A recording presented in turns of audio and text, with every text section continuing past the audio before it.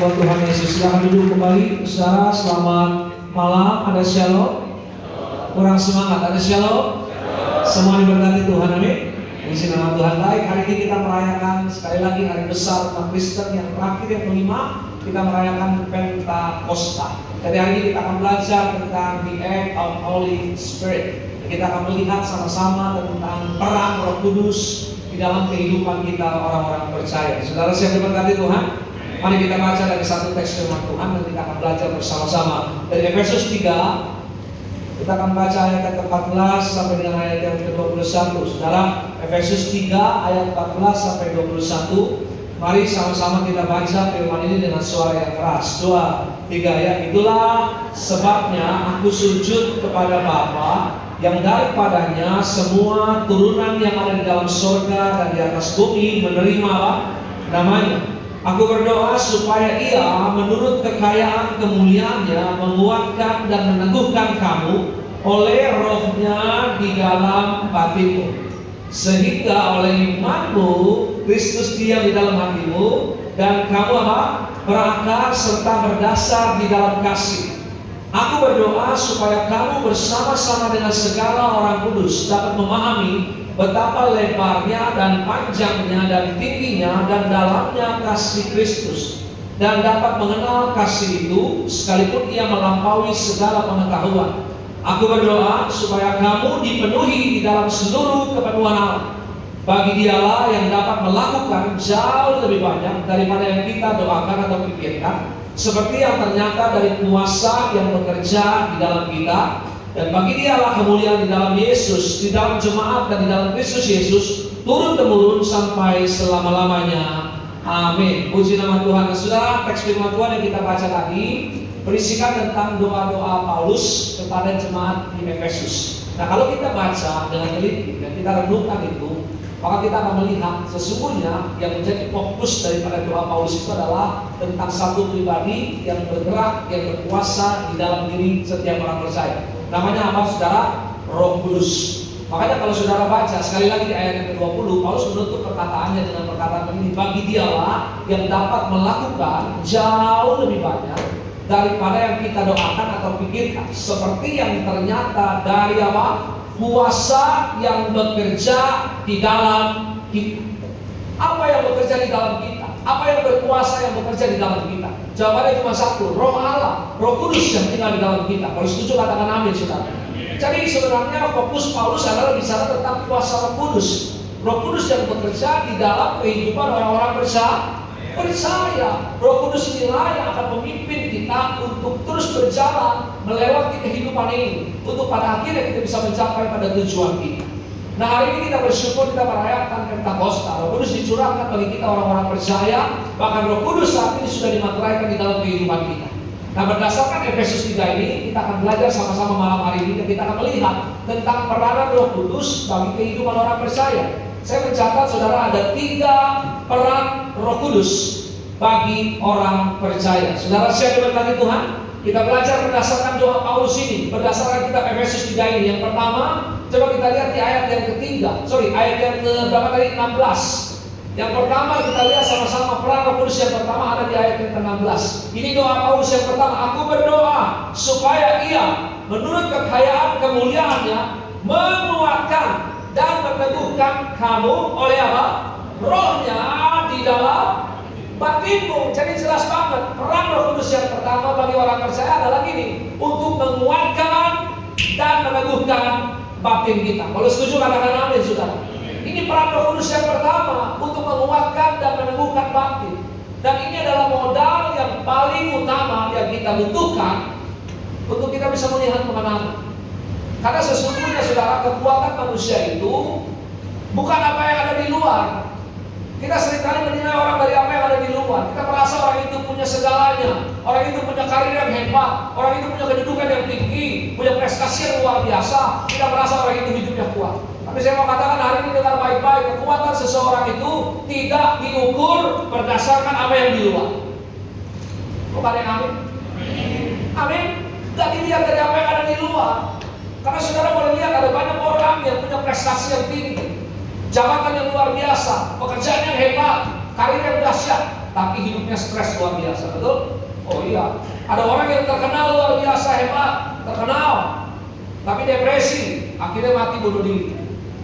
Jadi apa yang kita punya di luar situ tidak menentukan kekuatan seseorang, tapi yang menentukan kekuatan seseorang itu semuanya bersumber dari dalam. Yang mengerti boleh katakan amin, saudara. Dan sumber kekuatan yang sejati itu berasal dari kuasa Roh Kudus di dalam kita. Boleh tepuk tangan yang paling meriah buat Tuhan Yesus.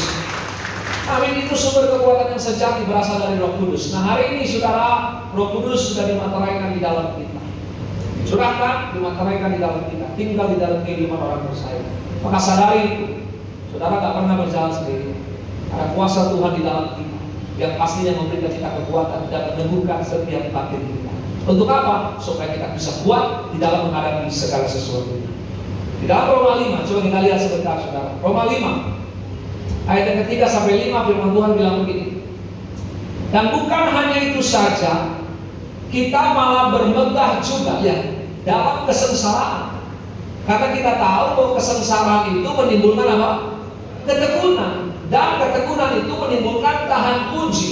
Tahan puji itu menimbulkan apa? Pengharapan. Ayat yang kelima bilang apa? Dan pengharapan tidak mengecewakan. Karena apa? Ya, kasih Allah telah dicurahkan di dalam hati kita oleh apa? Roh Kudus yang telah dikaruniakan kepada kita. Lihat baik-baik, kesengsaraan menimbulkan ketekunan. Ketekunan menimbulkan tahan uji. Tahan uji menimbulkan pengharapan. Karena apa? Karena kasih Allah telah dicurahkan di dalam kita melalui Roh Kudus yang tinggal di dalam kita. Kita bisa kuat, kita bisa menjadi orang yang tahan uji karena karya Roh Kudus yang bekerja di dalam kita. Kalau setuju boleh katakan amin, saudara. Amin. Jadi mari hari ini sadari, di tengah keadaan apapun yang kita hadapi, saudara, pergumulan seberat apapun, saya selalu katakan, saudara nggak pernah berjalan sendiri. Tapi sadari hari ini, Roh Kudus ada di dalam saya, tinggal di dalam saya, menyertai saya sampai selama-lamanya. Kalau saya mau bersandar pada kekuatan kuasa itu, kalau saya mau mengandalkan Roh Allah yang tinggal di dalam saya, seberat apapun masalah yang saya hadapi, Tuhan pasti kasih kekuatan. Amin. Karena itu tugas Dia, karena itu peranan Dia untuk memberikan kita kekuatan, untuk menentukan kehidupan orang-orang percaya. Boleh kasih tepuk tangan sekali lagi yang mulia buat Tuhan Yesus. Balon itu bisa mengembang karena diisi oleh gas, betul? Yes. Karung itu bisa berdiri tetap karena diisi oleh beras atau diisi oleh sesuatu. Sama halnya dengan kehidupan kita orang-orang percaya. Orang-orang percaya bisa kuat, bisa teguh karena diisi oleh Roh Allah di dalam kita. Kalau di dalam sini tidak ada Roh Kudus, maka saya mau bilang kita adalah manusia yang rapuh. Menghadapi segala sesuatu kita pasti akan roboh. Tapi karena di dalam sini ada Roh Allah tinggal bersama dengan kita, maka kita boleh berjalan melihat masalah pergumulan sebesar apapun, tapi pasti ada kekuatan yang baru di hubungan setia. Orang yang kuat pasti dapat bertahan. Orang yang dapat bertahan pasti akan melihat kemenangan. Boleh kasih tepuk tangan nggak sekali lagi melihat buat Tuhan Yesus. Jadi kita belajar ini yang pertama, saudara.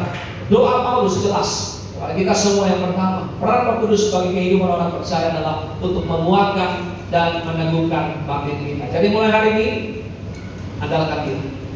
Di tengah keadaan yang sulit seperti apapun, tetap berdoa, tetap berserah, tetap berharap pada kuasa Roh Kudus. Maka Roh Kudus pasti akan memberikan kita kekuatan. Amin, saudara. Yang kedua, coba kita lihat sama-sama ayat yang ke-18 sampai dengan ayat yang ke-19 bagian yang aku berdoa, kata Paulus. Ini yang kedua, supaya kamu bersama-sama dengan segala orang kudus dapat memahami betapa lebarnya dan panjangnya dan tingginya dan dalamnya kasih Kristus, dan dapat mengenal kasih itu, sekalipun ya Ia melampaui segala pengetahuan. Kalau garis bawahi kata kuncinya, dapat memahami. Bilang sama saya, dapat memahami.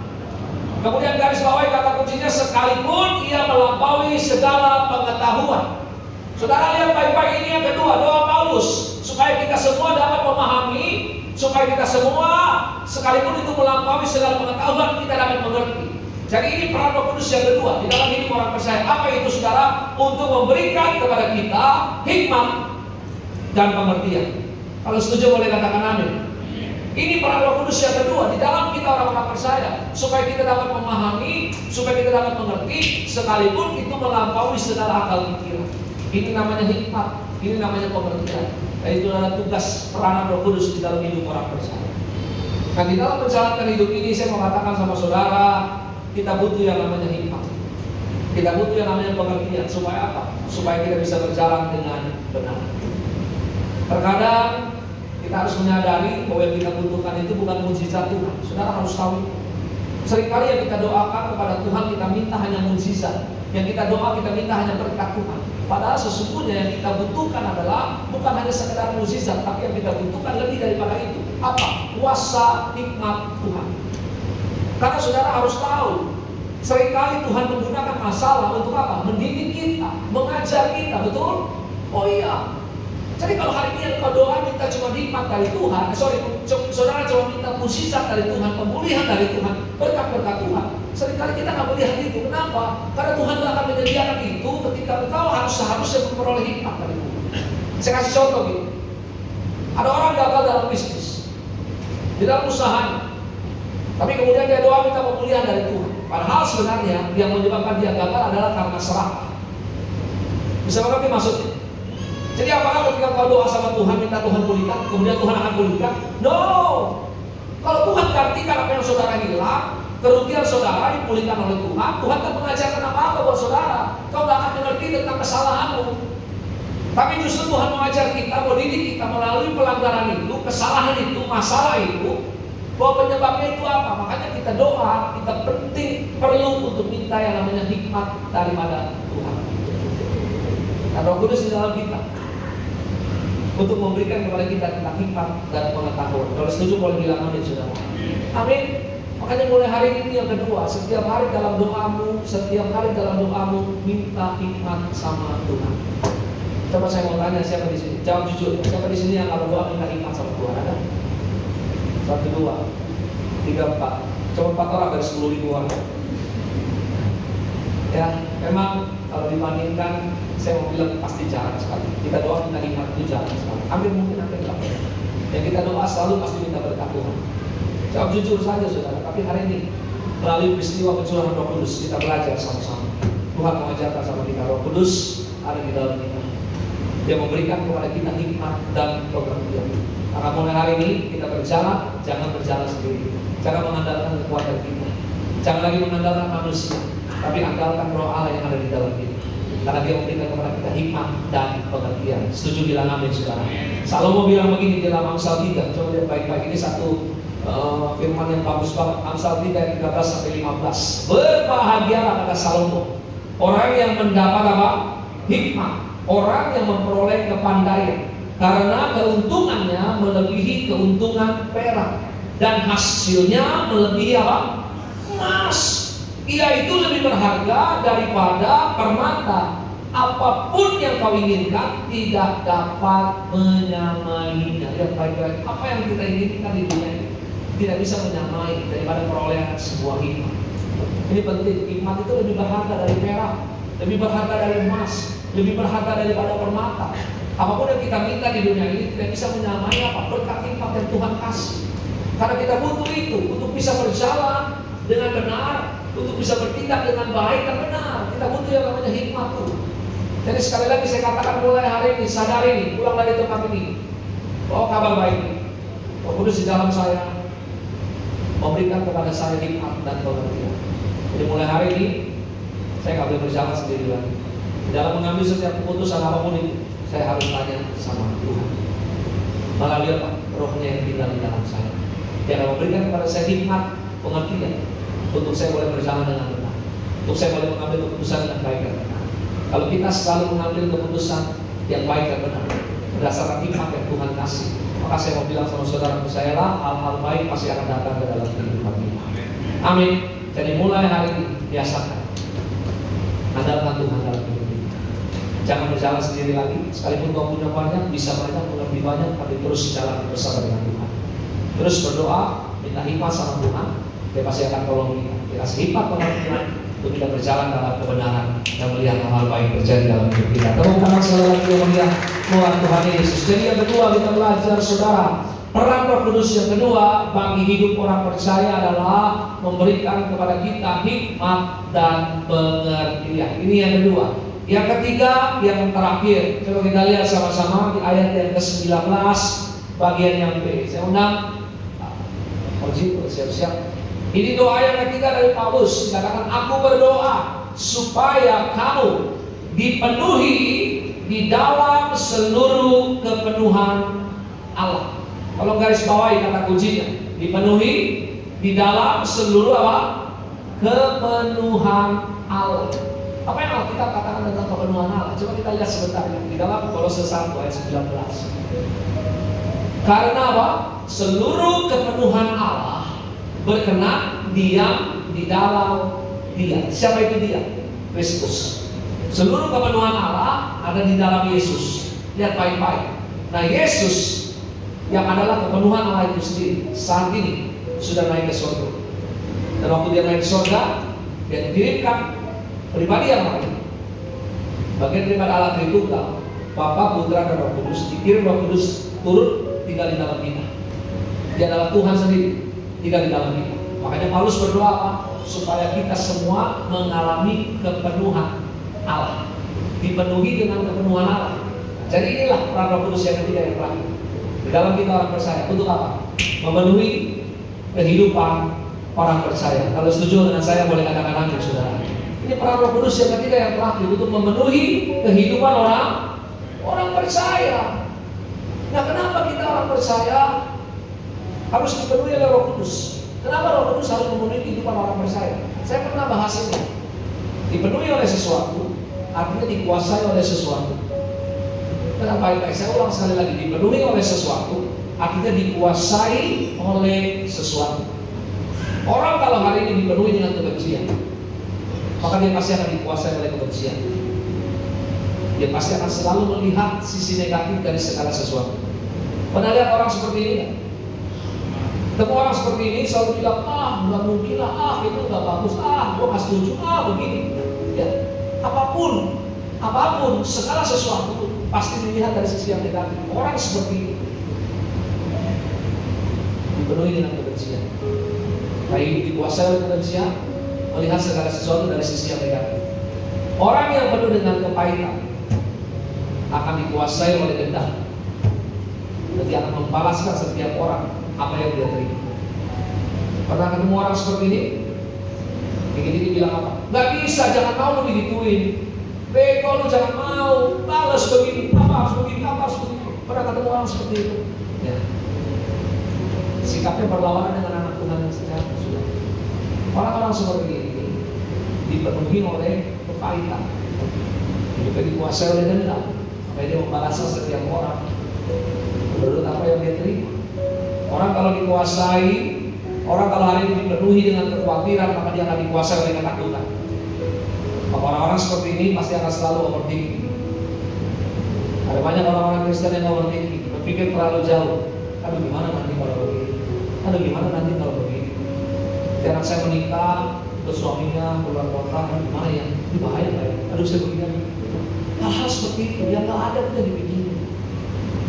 Saya pernah bilang ada teman saya baru masuk anaknya SD, kemudian dia bilang sekarang uang sekolah mahal ya, masuk biaya sekolah mahal ya, gimana nanti anak saya masuk SMP? Baru masuk SD, udah ngomong masuk SMP. Ini orang-orang seperti ini dikuasai oleh apa? Ketakutan hidupnya, dipenuhi dengan kekhawatiran. Iya. Padahal kita harus jalan aja biasa. Anak saya mau masuk SMA atau bukan, tapi bayar uang papa tahun ini betul. Siapa yang saya lakukan? Jalan aja. Kenapa pusing? Tuhan kasih kok.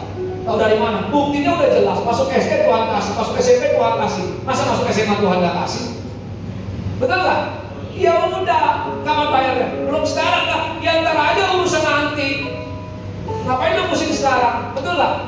Pokoknya yang saya yakin dan percaya Tuhan masih sediain aja udah. Itu aja. Kita harus berjalan seperti itu. Mau ngapain kita pusing terlalu banyak? Makanya hari ini belajar, kita dipenuhi oleh sesuatu, kita dikuasai oleh sesuatu. Hari ini Tuhan mau, Roh Kudus tinggal di dalam kita, dan memenuhi kehidupan kita orang-orang percaya. Tuhan mau itu, supaya apa? Hidup kita dikuasai oleh Roh Allah, menghasilkan buah roh.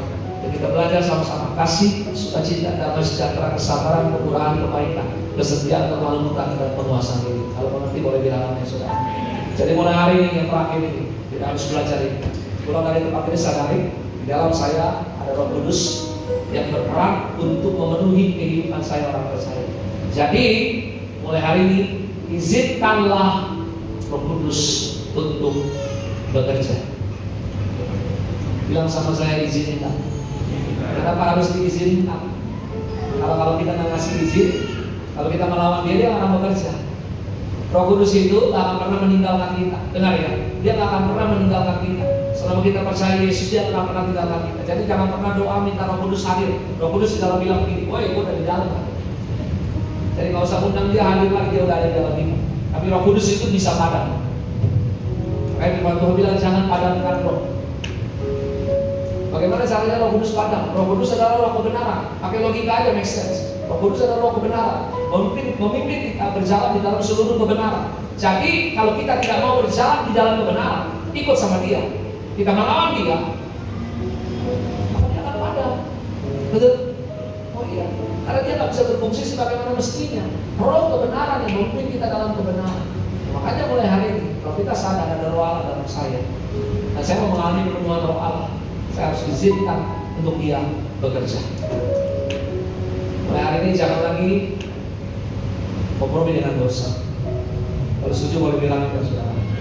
Saya nggak tahu apa yang saudara, tapi mungkin ada saudara yang di sini masih kompromi dengan dosa, masih tinggal dalam dosa.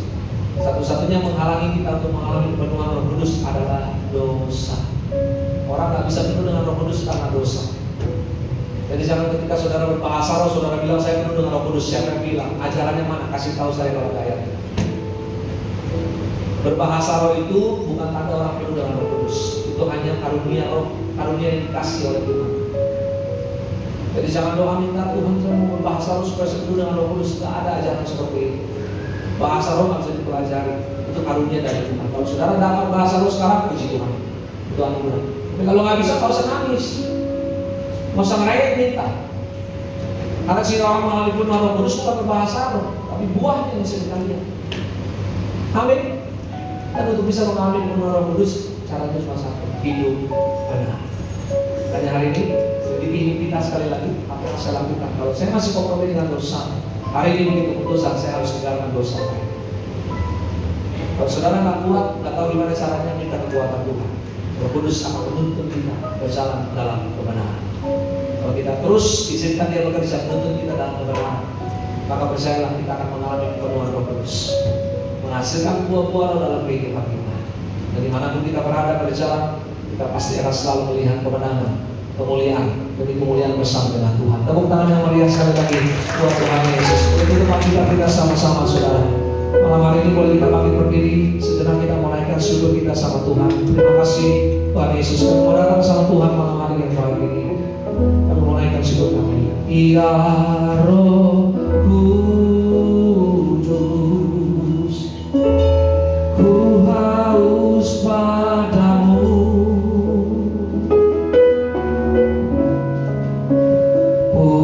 Puaslah sekarang kerinduanku.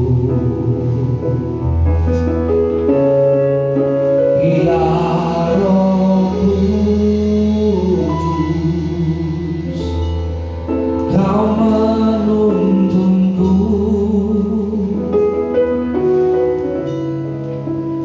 Pimpinlah aku,